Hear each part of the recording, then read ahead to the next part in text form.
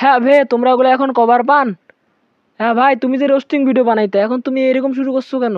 বলতে পারো। তোমরা যে দেখেন না এত কষ্ট করি, আমি রোস্টিং ভিডিও বানাই, তোমরা যে দেখেন না, কি করলে তোমরা দেখবেন? আমি না খুব হতাশ। কি করলে তোমরা ভিডিও দেখবেন, শেয়ার করবেন, লাইক করবেন, কি করলে? আমি বড়ই হতাশ। বিলিভ মি, আমি বড়ই হতাশ।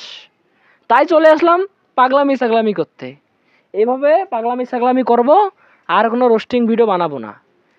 দেখেন আপনারা একটা বার চিন্তা করি দেখেন, একটা রোস্টিং ভিডিও বানাইতে টপিক বাছতে হয়, খাতার মধ্যে লিখতে হয় স্ক্রিপ্ট, লেখার পরে ক্যামেরার সামনে যে ভগর ভগর ভগর ভগর করতে হয়, করার পরে প্রায় দীর্ঘ 3 থেকে 3.5 ঘন্টা থেকে এডিট করতে হয়।